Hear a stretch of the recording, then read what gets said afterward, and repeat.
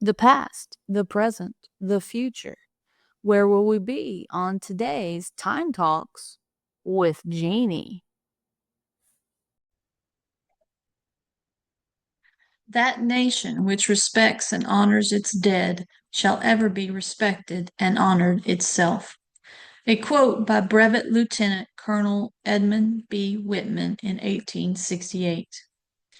Memorial Day is a federal holiday held the last Monday in May and is this nation's foremost annual day to mourn and honor its deceased servicemen and women. It was originally called Decoration Day, but was formalized by Memorial Day order that was issued in 1868. On May the 5th, 1868, the Grand Army of the Republic, GAR, a politically powerful organization of Union veterans led by Major General John A. Logan, issued General Orders Number 11, or otherwise known as the Memorial Day Act.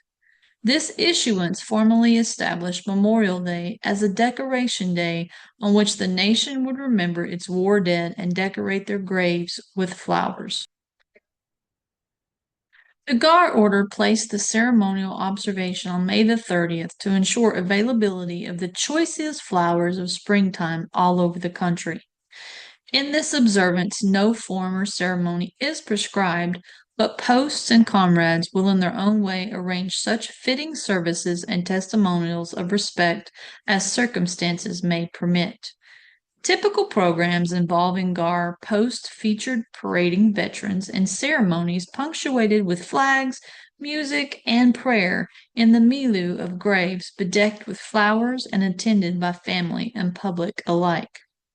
Logan's General Orders Number 11 also urged the nation to never forget the Civil War's human cost. We should guard their graves with sacred vigilance. Let pleasant paths invite the coming and going of reverent visitors and fond mourners. Let no neglect, no ravages of time testify to the present or to the oncoming generations that we have forgotten as a people the cost of a free and undivided republic. The commemoration of Decoration Day, or as it increasingly became known, Memorial Day, continued through the late 19th and early 20th century as an informal patriotic holiday.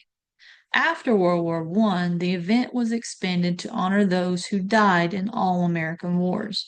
The 20th century appearance of tablets with Logan's General Order 11 promoted the association. The federal government continued to recognize Memorial Day through legislative actions.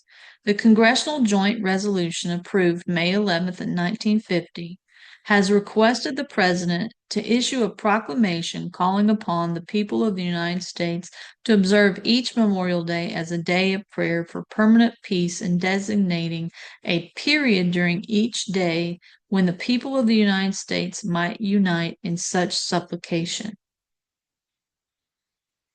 Now, during this time, many of the country's poets had penned volumes of verse that extolled sentiments associated with the remembrance of deceased veterans and how they are honored on Memorial Day. One particular poet was Paul Laurence Dunbar, who was born 1872 and died in 1906. Was one of the first influential black poets in American literature and the son of Joshua Dunbar, who was a former slave that served in U.S. colored troops in the Civil War. The younger Dunbar wrote an ode for Memorial Day in 1896. This is that poem to help memorialize those veterans that gave their life. Done are the toils and the wearisome marches, done is the summons of bugle and drum.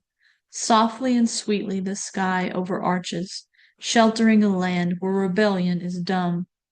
Dark were the days of the country's derangement, sad were the hours when the conflict was on.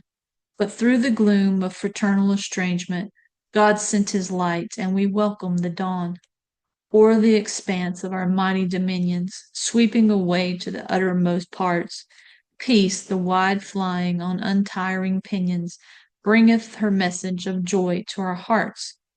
Ah, but this joy which our minds cannot measure, what did it cost for our fathers to gain?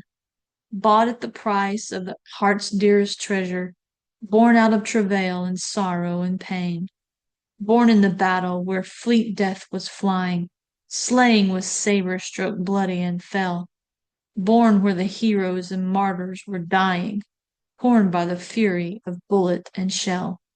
Ah, but the day is past, silent the rattle, and the confusion that followed the fight. Peace to the heroes who died in the battle, martyrs to truth and the crowning of right. Out of the blood of a conflict fraternal, out of the dust and the dimness of death, burst into blossoms of glory eternal, flowers that sweeten the world with their breath, flowers of charity, peace, and devotion, bloom in the hearts that are empty of strife. Love that is boundless and broad as the ocean leaps into beauty and fullness of life. So, with the singing of paeans and chorals, and with the flag flashing high in the sun, place on the graves of our heroes the laurels which their unfaltering valor has won.